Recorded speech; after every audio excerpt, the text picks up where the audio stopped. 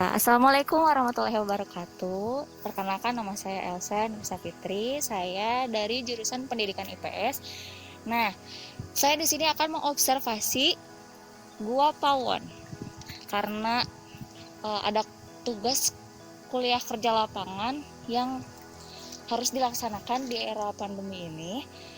Jadi diadakan tugas KKL-nya mandiri. Nah, saya akan coba telusuri Gua Pawon ini.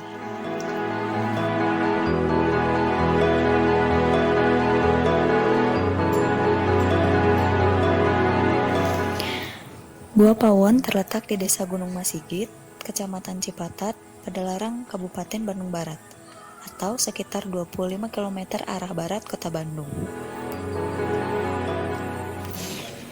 Gua ini dinamakan Gua Pawon karena sebutan Pawon berasal dari bahasa Sunda yang berarti dapur. Hal ini disebabkan hasil temuan di Gua Pawon banyak perkakas dapur peninggalan manusia purba. Ternyata di sini ada makhluk hidup juga, guys. Ada makhluk hidup kelelawar dan katanya juga ada kera ekor panjang.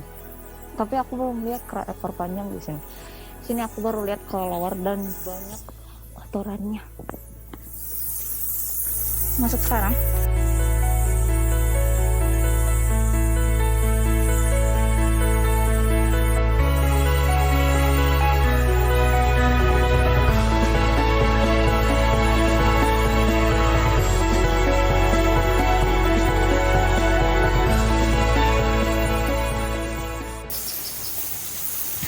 Ya, teman-teman, saya di sini bersama Bapak Hendy. Bapak Hendy di sini sebagai pemandu dari Gua Pawon itu sendiri. Gimana Pak mengenai fosil kerangka manusia yang ada ditemukan? Oh iya, jadi di sini itu kebetulan ada karya dari Balai Arkeologi Bandung itu bersama Dr. Lutfi Yonri. Jadi di sini di 2003 ditemukan 4 kerangka manusia, sama 2017 ada 3 kerangka manusia. Jadi total manusia yang sudah ditemukan ada 7 kerangka manusia. Jadi untuk jenisnya ini masuk ke ras Mongoloid Homo sapiens. Ini masuk di Mesolitikum.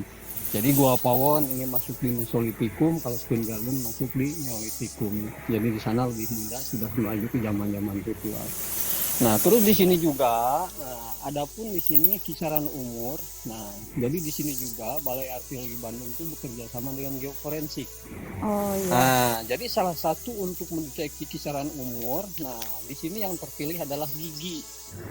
Nah, hasil yang sudah dikeluarkan, nah di sini di 2003 7.300 sampai 9.500 tahun yang lalu, 2004 tuh, 2017 yang 3 kerangka itu di 10.000 sampai yang terakhir target di 12.000 tahun ke belakang.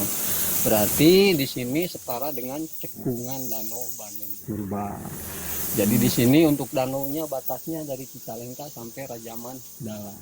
Nah, makanya dipilah jadi 2 tempat terbendung dan bawahnya Danau Bandung Purba. Di sebelah timur kisaran Soreang, di sebelah barat kisaran Rajaman Dala. Jadi tanda buktinya adanya San yang Dikoro gitu kan.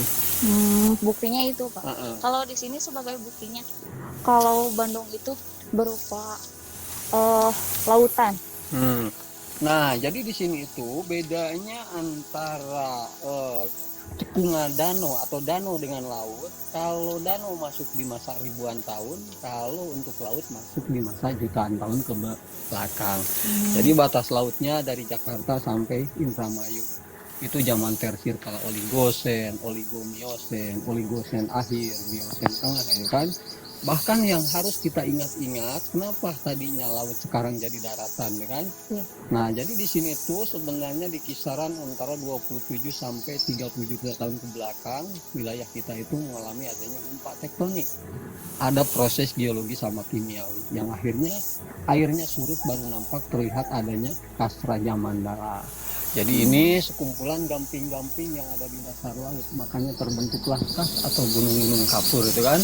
Ya. Jadi kalau ditanya apa sih tanda bukti di sini dulunya laut? Pertama adanya terumbu karang. Nah, kedua, di lintasan sekitar Stone Garden di situ ada yang namanya fosil koral. Jadi batuan tersebut pernah disinggapi sama hewan laut. Itu sih tanda bukti bahwa dulu adalah laut itu kan. Nah itu. Sama ini ya, katanya sama peninggalan bekas makanan, berupa cangkang perang juga. Nah, jadi di situ benar. Jadi salah satu potensi untuk anak-anak apa yang sudah diajarkan di sekolah bahwa setiap manusia prasejarah dikaitkan zaman batu dan tulang. Nah, kebetulan Gua Pawon ini salah satu manusia yang sudah masuk ke manusia modern. Nah, di sini ada alat perkakas atau si pendukungnya. Pertama adanya perkutor. Jadi perkutor itu alat pukul batu yang bisa meramu zat pewarnaan bila mana ada upacara penguburan. Jadi mereka itu sudah mengenal tradisi atau budaya tradisi penguburan dengan posisi lipatan, kan? Nah, perkakas yang pertama itu, nah itulah. Terus di sini selain itu ada alat tulang. Contohnya kan di sini banyak kera atau monyet gitu kan. Oh iya. Nah, dalil dengan PT Brata kelompok kera itu dipakai untuk mengkonsumsi makan dan perburuan. Nah, makanya di sini ada munduk dan lancip tunggal. Jadi munduk ini jenis tulang yang mempunyai dua ujung lancip di kedua ujungnya, itu namanya munduk. Jadi mereka mampu memadukan antara satu dengan yang dua ujung lancip atau munduk dan lancip tunggal, yaitu dipakai untuk bikin alat penutup tubuh. Nah, terus di sini mereka juga sudah mengenal wadah dari tanah liat bakar itu kan, makanya cara pengerjaan pun sama. Dulu hingga sekarang ada tatap landas, roda putar. Nah, ada yang namanya perhiasan. Ada cangkang kerang, taring binatang sama gigi ikan hiu. Kenapa 3 jenis ini masuk atau dinamakan perhiasan? Jadi pas ditemukan ketiga jenis ini sudah mempunyai lubang atau bolongan.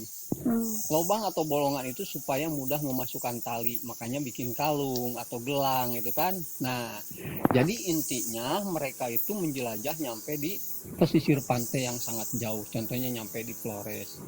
Nah, berhubung tadi Bapak bahas data pengunjung, kan di pandemi corona gini pasti menurun ya semua tempat wisata. Nah, gimana tentang tempat situs Gua Pawon ini, pengunjung, tingkat pengunjungnya? Nah, jadi pengunjung itu sebenarnya di sini itu justru lah mungkin kalau saat ini boleh katakan berkurang. Jadi ini ada pengaruhnya nggak Pak, situs Gua Pawon ini sama perekonomian warga lokal sini? Sebenarnya kalau pengaruh memang ada. Nah, tujuan utama dari para wisata itu mengangkat perekonomian warga. Cuman ada cumannya. Kalau yang namanya Gua Pawon baru sekitar 30%. Contoh misalkan di sini ada yang depan, ada yang tengah, ada yang paling belakang. Yang di depan boleh mengatakan iya, karena setiap ada pengunjung pasti terdengar suara rame. Apalagi yang buka warung gitu kan, wah banyak orang nih pasti jualan laku. Tapi yang di tengah apalagi yang di belakang, kadang-kadang pagi berangkat untuk bekerja, sore pulang, dianggapnya tuh tidak ada apa-apanya. Jadi belum merata lah. Ya. Nah, makanya di sini itu untuk langkah ke depannya paling tidak harus seimbang. Belum lihat Boleh lah langsung. pertama kita lihat aja di situ supaya ada lebih memahami. Hanya memprediksi hanya satu titik, kadang-kadang banyak yang semacam kayak banyak perdebatan gitu kan. Nah, jadi maksudnya gini, mereka itu betul-betul memahami tradisi penguburan dengan posisi lipatan. Nah, pertama di sini mereka itu mengingat setiap manusia sebelum lahir ke muka bumi pernah mengalami dalam kandungan sang ibu. Kita waktu di dalam kandungan sang ibu pasti seperti itu, kayak lipat gitu kan. Nah, mereka mengerjakan tradisi ini itu diambil dari situ.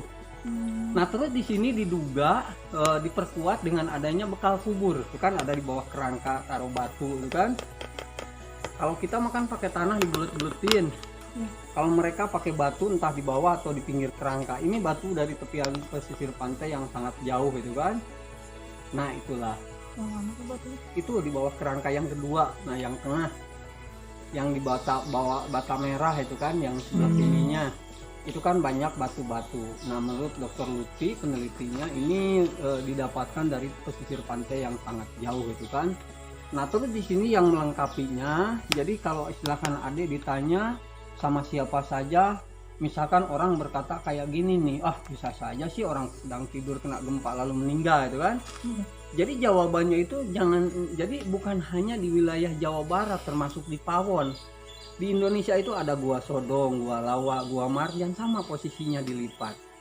Nah, jadi maksudnya dengan banyak kesamaan yang akhirnya mereka atau ini diakui sama semua kalangan bahwa mereka itu betul-betul sudah mengenal adanya tradisi penguburan dengan posisi lipatan.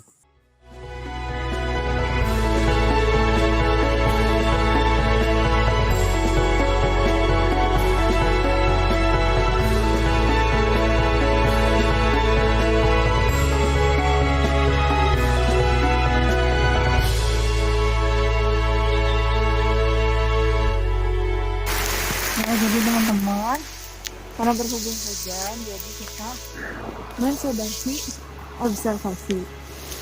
Sekian dari observasi aku. Assalamualaikum warahmatullahi wabarakatuh.